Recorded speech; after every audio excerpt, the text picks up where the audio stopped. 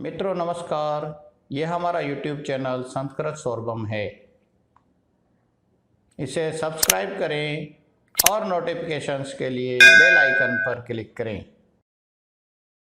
गुणा गुणकेषु गुणा भवन्ति ते निर्गुणं प्रापे भवन्ति दोषा सुस्वातुतोयाः प्रभवन्ति नद्येः समुद्रमासादि भवन्ति पेया।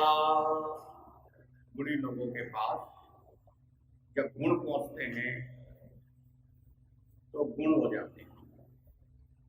जिस प्रकार से मीठी नदियां समुद्र में पहुंच करके खारा जल बन जाती है, वैसे ही गुण अगर निर्गुणों के पास, बुरे लोगों के पास पहुंच जाते हैं तो वे अगुण हो जाते हैं, निर्गुण हो जाते हैं। इसलिए अच्छी बातें अच्छे लोगों के पास पहुंचना चाहिए।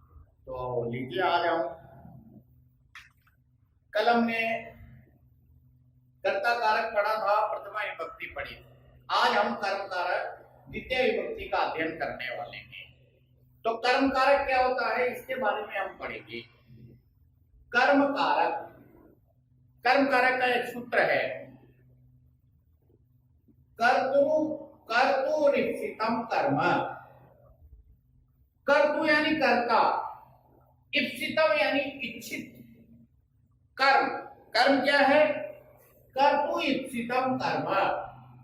कर्ता की जो इच्छा है, कर्ता की जो सबसे ज्यादा इच्छा है, जिसको पाने की इच्छा है, जिसको करने की इच्छा है, ऐसा कोई भी कार्य कर्म संज्ञा कहलाता है, यानी कर्म कहलाता है।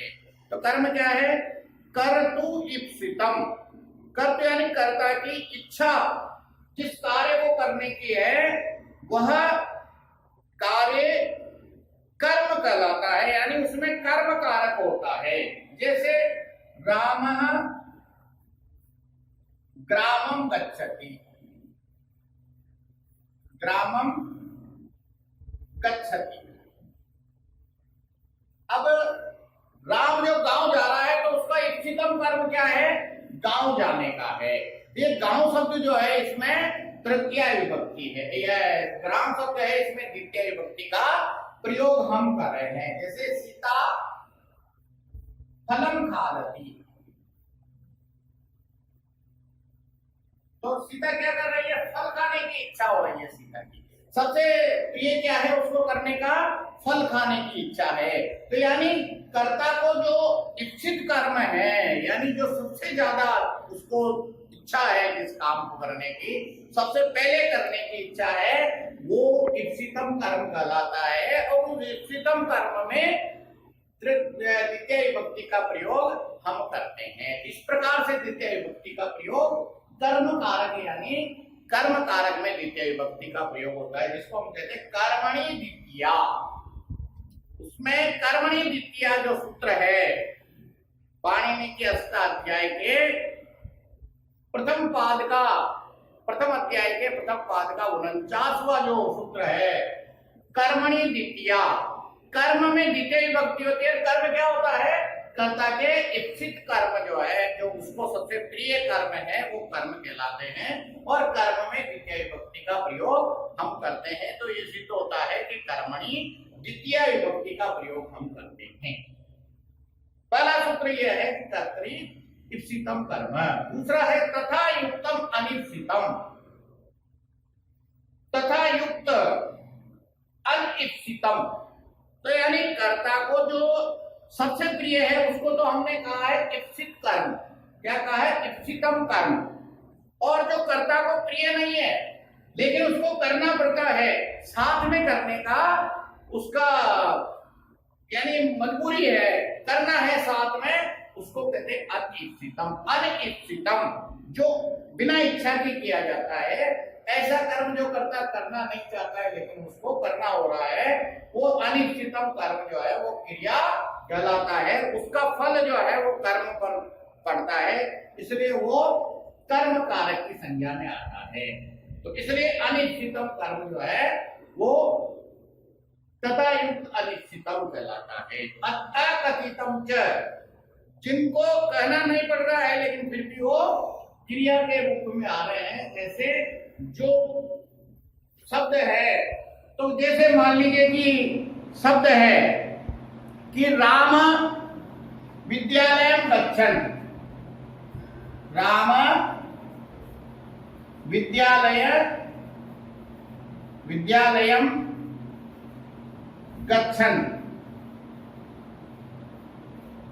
विद्यालयम गच्छन् बालकः पश्यति। राम विद्यालय जाते हुए बच्चों को देखता है। अब ये जो बच्चों को देखता है ये क्या है, बालकम पश्यति, तो वो विद्यालय जाना उसका मूल काम है। विद्यालय उसका मूल काम क्या है, कर्म क्या है उसका, विद्यालय जाना। लेकिन फिर भी वो क्या कर रहा है, साथ का साथ क्या कौन सा काम कर रहा है, बालक को देखने का काम कर रहा है। ये बालक को देखने का काम जो है ये अनिश्चितम कर्मों की संख्या में आएगा। तथा युक्तम अनिश्चितम में इस प्रकार से काम होना, तो ये सारा इस प्रकार से अनिश्चितम कर्म है। जैसे राम दूध के साथ चावल खाता है यानी भात खाता है, तो काम मुख्य कर्म क्या है, भात खाना, लेकिन किससे खा रहा है, दूध से खा रहा है। तो दूध से जो खा रहा है ये द्वितीय विभक्ति यानी अनिश्चितम कर्म की संज्ञा में आएगा। इस प्रकार से अनिश्चितम कर्म जो है वो भी कर्म की संज्ञा कहलाने के कारण से उसमें भी द्वितीय विभक्ति का प्रयोग हम करते हैं। तो इस प्रकार से अनिश्चितम कर्म द्वितीय विभक्ति का होता है। ऐसे अकथितम च बहुत सारे इस प्रकार के शब्द होते हैं जो द्विकर्मिक होते हैं, एक को बताने के साथ साथ दूसरे को भी बताना पड़ता है। ऐसे जो अनिश्चितम जो अकथितम जो है उसको तो इष्टितम को छोड़कर अन्य कारकों द्वारा कही गई अकथितम बांधकर कर्म संज्ञा देते हैं। यानी ऐसी क्रियाएं होती है जिनके साथ दो प्रकार के कर्म आते हैं। ऐसी क्रियाएं, ये 16 प्रकार की ऐसी क्रियाएं हैं। जैसे दू है, दू यानी दूना, तो क्या है, दू का मतलब दूना हो गया। तो जिस प्रकार से हम कहते हैं कि कोई भी प्रकार का जो शब्द है कि दोहना है, हमको दोहना है, तो दुग्धम दोहती, राम गाम दुग्धम दोहती, तो राम गाय से दूध दोहता है, तो राम गाम दुग्धम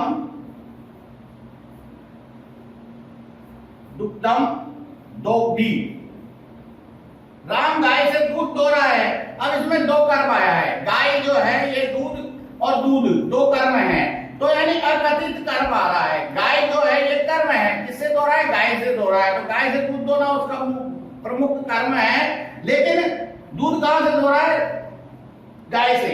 तो यानी इस प्रकार से द्विकर्मिक जो धातुएं हैं इनमें भी द्वितीय विभक्ति का प्रयोग किया जाता है। ऐसी 16 प्रकार की धातुएं, जैसे याच, तो याच धातुएं, पच धातुएं, दंड धातुएं, याच यानी मांगना, पच यानी पकाना, दंड यानी दंड देना, रुद यानी रोकना, प्रच यानी पूछना, ची यानी चुनना, ब्रू यानी बोलना, भाष यानी बोलना, इसी प्रकार से सास यानी बैठना, जी यानी जीतना, मत यानी मतना, मुस्र या चुर यानी चुराना, नी यानी ले जाना, हर यानी हरण करना, वह यानी वहन करना। ये 16 प्रकार की जो धातुओं के साथ ये द्विकर्मिक धातुएं कहलाती है और इनमें द्वितीय विभक्ति का प्रयोग करते हैं। तो इस प्रकार से ये हमारी द्वितीय विभक्ति का प्रयोग हम इन अनिश्चितम जो अकथितम जो धातुएं हैं, जो द्विकर्मिक धातुएं हैं, इनमें हम इस प्रकार से प्रयोग करते हैं। जैसे गोपाल दुग्धम दोहती, गोपाल गाम दुग्धम दोहती, सुरेश महेश पुस्तकम याचते। अब सुरेश महेश से पुस्तक मांगता है, याच धातु के साथ है, द्विकर्म है, दो कर्म है, तो महेश से, दूसरा कर्म से। अब यहाँ पर क्या है कि कारक तो दूसरा है, लेकिन याच धातु के साथ आने के कारण से इनमें कर्म धातु का प्रयोग हो गया, यानी कर्म कारक का प्रयोग हो गया। जैसे पाचक तंडुला ओदनम पचती। अब पाचक यानी जो पकाने वाला है वो चावल से ओदनम पद्धति यानी चावल पकाता है। अब यहाँ ओदनम जो है ये और ये तंडुलान ये जिसमें द्वितीय विभक्ति का प्रयोग हुआ है, क्यों हुआ है?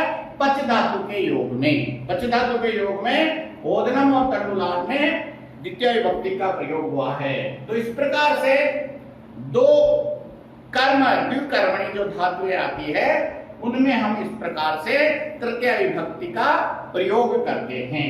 इसके बाद है अधिसिंह स्तासाम कर्म। अधिसिंह स्तासाम कर्म यानी इसमें हमने अधि उपसर्ग पूर्व में होने पर सिंह स्ता आस धातुओं के आधार की कर्म संज्ञा हो जाती है। यानी अधि उपसर्ग अगर आगे लगता है, अधि उपसर्ग आगे लगता है तो फिर हमको इसमें सिंह जो धातु है, स्ता धातु है, स्ता यानी रुकना ठहरना, आस यानी बैठना, सिंह यानी सोना, ऐसी यदि धातुएं आती है उनके आगे अधि उपसर्ग है तो अधि उपसर्ग होने के कारण से इन तीनों धातुओं के आधार पर इनकी कर्म संज्ञा हो जाएगी। वैसे तो अधिकरण कारक है, अधिकरण की संज्ञा है, आधार है, लेकिन अधि उपसर्ग आने के कारण से ये कर्म संज्ञा कहलाएगी और इनमें द्वितीय विभक्ति का प्रयोग करेंगे। जैसे हरि हरि वैकुंठम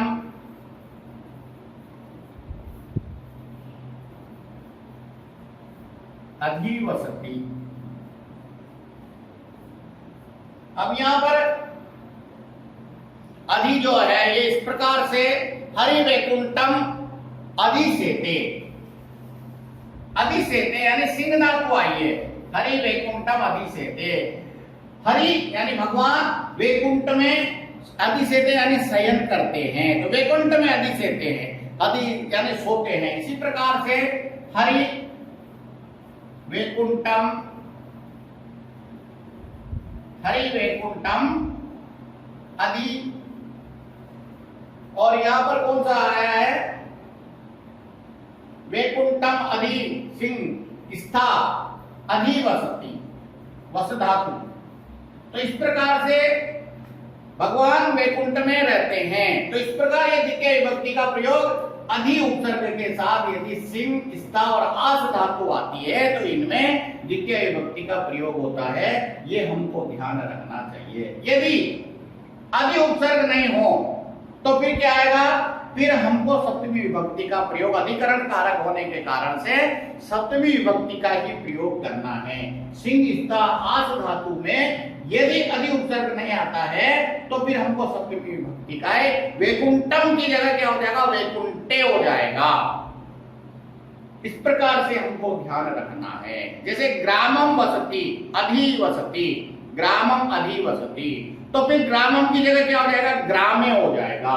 तो ये हमको ध्यान रखना है कि अधि सिंह स्था कर्म कहलाता है।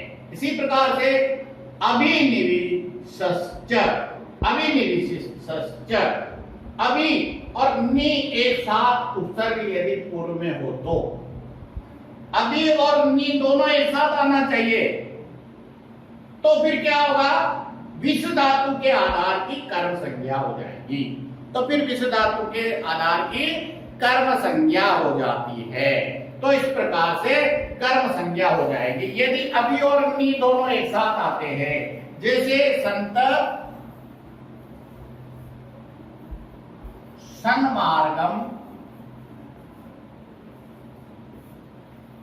अभि अभिनिवेशति,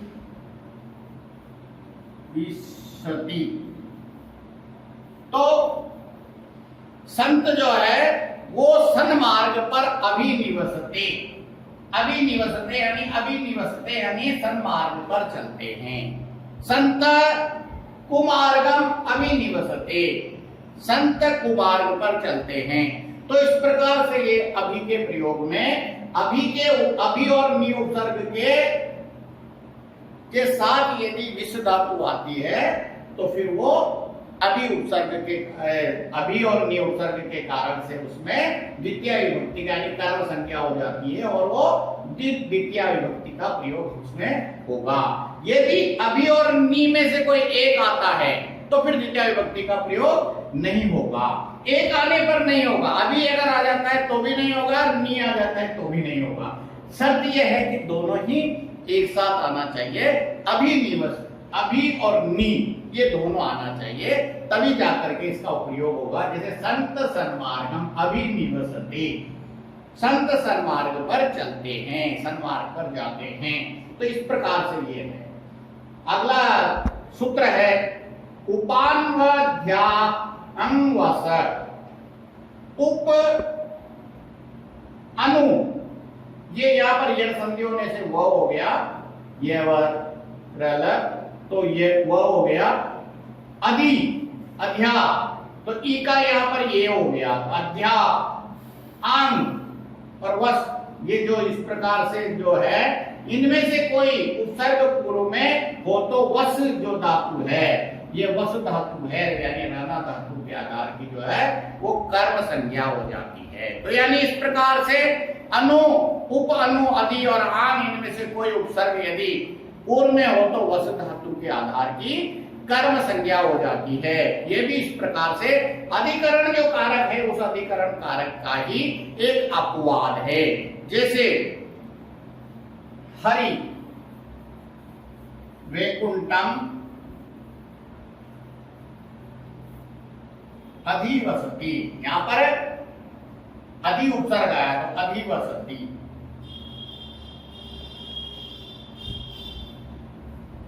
तो इस प्रकार से वस धातु के साथ अधि उपसर्ग लगने से ये द्वितीय विभक्ति हो जाएगा। तो वैकुंठम में द्वितीय विभक्ति हो गई है। तो इस प्रकार से ये अगर इस अनु, उप अनु और अधि उपसर्ग के साथ यदि वस धातु आती है तो उसमें द्वितीय विभक्ति का हम प्रयोग करते हैं। तो ये हमको ध्यान रखना चाहिए। जैसे मुनि पर्वतम,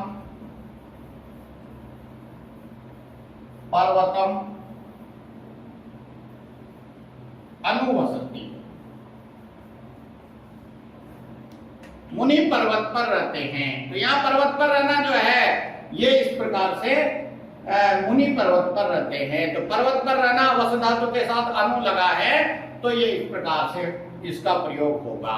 तो उपवसति, अनुवसति और अधिवसति शब्द आएगा तो उसमें कर्म संज्ञा होगी, अधिकरण कारक नहीं हो करके सप्तमी विभक्ति। अगर उपसर्ग नहीं होगा तो ये अपनी जो इनकी मूल अवस्था है, अधिकरण कारक की जो अवस्था है, उसी अवस्था में ये सप्तमी विभक्ति के रूप में प्रयोग होगा। और इस प्रकार से फिर ये पर्वतम की जगह पर्वते आ जाएगा, वैकुंठम की जगह वैकुंठे, इस प्रकार से शब्द का प्रयोग हम करेंगे।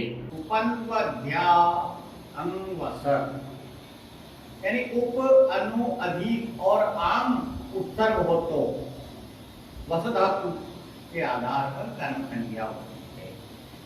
यानी वस धातु के साथ यदि ये होते हैं तो फिर उसमें कर्म संज्ञा होती है, ऐसा हमने पढ़ा है। जैसे हरि वैकुंठम अधितिष्ठति, अधिवसति, इस प्रकार से वस धातु के साथ ये उपसर्ग होंगे तो उसमें कर्म संज्ञा होने के कारण से द्वितीय विभक्ति होगी। उप उपसर्ग और वस धातु का अर्थ यदि उपवास करना है, यानी व्रत करते हैं हम, भूखा रहना है, तो फिर उप और वस धातु के साथ भूखा रहना है तो कर्म संज्ञा नहीं होगी। ये हमको ध्यान रखने वाली बात है, विशेष बात है, ध्यान देने वाली बात है। यदि उप और वस धातु के साथ जैसे उपवास शब्द बन जाता है, उपवसति ऐसा शब्द बनता है, तो फिर उसमें कर्म संज्ञा नहीं होगी। जैसे वने उपवसति, अब वन में उपवास करता है तो यहाँ पर कौन सी विभक्ति हो गई? सप्तमी विभक्ति हो गई, क्योंकि यहाँ पर व्रत करना ऐसा इसका अर्थ हो रहा है। वन में उपवास करता है यानी वन में व्रत करता है। ग्रामे उपवसति, गांव में उपवास करता है यानी व्रत करता है। तो इस प्रकार से यदि इन उपसर्ग और धातु का अर्थ यदि उपवास करना है, व्रत करना है, तो फिर इसमें कर्म संज्ञा नहीं बनेगी, इसमें सप्तमी ही विभक्ति का प्रयोग होगा। ये विशेष बात ध्यान देने वाली है। यानी आधार यदि होगा, वास करना यदि होगा, उपवास करना यानी रहना यदि होगा, तो ही कर्म संज्ञा कर्मणे द्वितीय विभक्ति का प्रयोग होगा। इसी प्रकार से हमने पढ़ा था कि एक कारक विभक्ति होती है, एक उप विभक्ति होती है। तो यह उप विभक्तियों के आधार पर हम अभी पढ़ रहे हैं। कारक विभक्ति तो वही है कर्मणि कर्तु इप्सितम कर्म, ऐसा वो कारक विभक्ति है। अब हम यहाँ पर उप विभक्ति का प्रयोग कर रहे हैं। जैसे उभ सर्वतो असो कार्याधिपर्याधित्रिषु, यानी उभय सर्वधिक उपरि उपरि अधि अध अध्यधि द्वितीय उपपद विभक्ति कहलाती है। यानी ये सारी जो शब्द है यदि ये किसी के साथ आते हैं, ये पद किसी के साथ आते हैं, तो उसमें द्वितीय उपपद विभक्ति कहलाएगी। यानी वो विभक्ति कौन सी कहलाएगी? उपपद विभक्ति कहलाएगी, वो कारक विभक्ति नहीं कहलाएगी। इन शब्दों के प्रयोग के कारण से उसमें द्वितीय विभक्ति का प्रयोग किया जाएगा। जैसे उदाहरण है कृष्णम सर्वत्र भक्ता, कृष्ण के सब तरफ भक्त है, यानी चारों ओर भक्त है, सब तरफ भक्त है। या कृष्ण शब्द में सर्वत्र शब्द के योग में कृष्ण शब्द में द्वितीय विभक्ति का प्रयोग हम करेंगे। जैसे लोकम उपरि सूर्य, लोकों के, लोक यानी संसार में, उपरि यानी ऊपर, ही ऊपर, उपरि का मतलब ऊपरी ऊपर, ऊपर से ऊपर यानी सबसे ऊपर, सबसे ऊपर कौन है? सूर्य है। तो इस प्रकार से लोकम शब्द में द्वितीय विभक्ति आ गई, किसके कारण से? उपयोग करेंगे। ऐसे अध अध, अध अध यानी नीचे नीचे, सबसे नीचे। तो इस प्रकार से लोकम अधो अध हरि, लोक में, संसार में सबसे नीचे पाताल लोक में कौन है? भगवान विष्णु निवास करते हैं। वैकुंठ में भगवान विष्णु निवास करते हैं। ये लोकम शब्द में इसके कारण से, अधो अधि आने के कारण से यहाँ पर लोकम शब्द में जो है, लोक शब्द में जो है वो द्वितीय विभक्ति का प्रयोग हुआ है। तो यानी इस प्रकार के पद आने के कारण से उभय सर्वधिक उपरि अधो अधि अध्यधि आदि शब्दों के कारण से इनमें द्वितीय विभक्ति का प्रयोग हम करेंगे। ये आधार है, लेकिन आधार शब्द के होने के बाद भी हम इनमें द्वितीय विभक्ति का प्रयोग करते हैं। इसी प्रकार से अभित परित समयानिक्षा हा प्रतियोग प्रतियोगे अभी, इसी प्रकार से ये भी उपपद विभक्ति है। अभित यानी अभित का मतलब दोनों ओर, परित यानी चारों ओर, समय यानी निकट, निक्षा यानी निकट, हा यानी जिसको हम किसी शोक के लिए ऐसा शब्द प्रयुक्त करते हैं। तो ऐसे शब्दों तथा प्रति के योग में द्वितीय विभक्ति होती है। यदि ये शब्दों का प्रयोग होता है तो उन शब्दों के प्रयोग, इन शब्दों के प्रयोग के कारण से जिसके साथ आने वाला जो शब्द है, कर्ता शब्द है, उसमें द्वितीय विभक्ति का प्रयोग करेंगे। जैसे कृष्णम अभित देवा, कृष्ण के दोनों ओर देव है, तो कृष्णम में द्वितीय विभक्ति का प्रयोग हो रहा है। किसके कारण से हो रहा है? अभित शब्द के योग में। इसी प्रकार से ग्रामम समया पुष्प वाटिका संति, तो समया के योग में, ग्राम शब्द में ये कर्ता कारक है, लेकिन फिर भी इसमें द्वितीय विभक्ति का प्रयोग हुआ है। क्यों? क्योंकि यहाँ समया शब्द का प्रयोग हुआ है।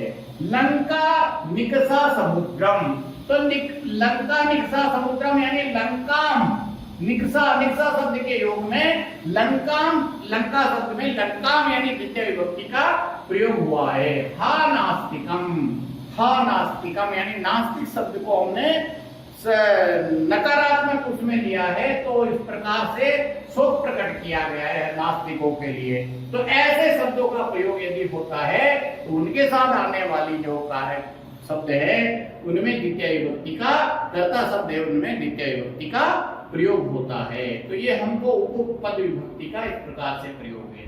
अगला सूत्र है अंतरा अंतरणे युक्ते, अंतरा यानी मध्य में, अंतरणे यानी बिना, अगर इनके योग आता है तो द्वितीय विभक्ति का प्रयोग किया जाता है। त्वाम मम अंतरा कोरोना, जैसे तुम्हारे और मेरे बीच में कोरोना बीमारी है, तो ये बीच का जो अर्थ देने वाले शब्द है त्वाम मम अंतरेण पिता, तुम्हारे और मेरे बीच में पिताजी हैं, तो बीच के अर्थ में यहाँ पर अंतरा शब्द के योग में द्वितीय विभक्ति का प्रयोग हुआ है। तो ये युष्मत शब्द है और ये अस्मत् शब्द है, इन दोनों के बीच में अंतरा आने के कारण से ये द्वितीय विभक्ति का प्रयोग हुआ है। ऐसे अंतरेण ज्ञानम न सुखम, अंतरेण अर्थ यहाँ काय के लिए आया, बिना के अर्थ में आया है, यानी बिना ज्ञान के सुख नहीं है। तो यानी बिना के अर्थ में, यानी इस प्रकार से बीच में यानी मध्य के अर्थ में और बिना के अर्थ में द्वितीय विभक्ति का प्रयोग किया जाता है, यानी इनको भी हम कर्म कारक के रूप में प्रयोग में लेते हैं। ऐसे कालाहव नौरत्य अंत्य संयोगे, कालवाची या मार्गवाची शब्दों में, काल बताने वाले, समय बताने वाले या मार्ग बताने वाले शब्दों में, लेकिन कौन से शब्दों में? अत्यंत संयोगी, जिनका अत्यंत संयोग हो, बहुत अधिक संयोग हो। अत्यंत का मतलब क्या है? संपूर्णता, पूरा होना चाहिए, जैसे पूरा महीना, पूरा वर्ष, पूरा दिन, पूरा भरा हुआ कोई भी घड़ा, यानी संपूर्णता के अर्थ में यहाँ अत्यंत शब्द का प्रयोग हुआ है। तो फिर क्या होगा? द्वितीय विभक्ति का प्रयोग किया जाएगा। लेकिन यदि संपूर्णता नहीं है, एक महीने में 2 दिन, वर्ष में 1 महीना, अगर ऐसे अपूर्णता है तो फिर वहां पर द्वितीय विभक्ति का प्रयोग ना होते हो करके जिस प्रकार से उसमें जो विभक्ति आ रही है, जैसे षष्ठी विभक्ति आ रही है तो षष्ठी विभक्ति का ही प्रयोग होगा। जैसे यहाँ उदाहरण है मासम कल्याणी, पूरा मास कल्याण के लिए है, कल्याणी के लिए है। इसी प्रकार से मासम दुग्ध धानम बुनते, महीने भर गुड़ धानम बुनते, गुड़ और धान का भोग करते हैं। पूरे मास पूर्णता है, अत्यंत सहयोग हो रहा है, कुछ छूटा नहीं है, इसलिए पूर्ण मास है। क्रोशन कुटिला नदी, एक कोस तक नदी जो है वो टेढ़ी मेढ़ी है, तो कोस के लिए है, कोस से आधा नहीं है। इसी प्रकार से मासम मंगलोत्सव, महीने भर के लिए मंगल उत्सव है, तो ये उत्सव काय के लिए? पूरे महीने भर के लिए है। तो ये पूरा महा यानी अत्यंत सहयोग हो रहा है, इसलिए इसमें द्वितीय विभक्ति का प्रयोग किया है। लेकिन यदि उसमें से कोई अपूर्णता है तो फिर द्वितीय विभक्ति का प्रयोग न करते हुए उसमें षष्ठी विभक्ति का जैसा भी उसमें विभक्ति आएगी वैसा करेंगे।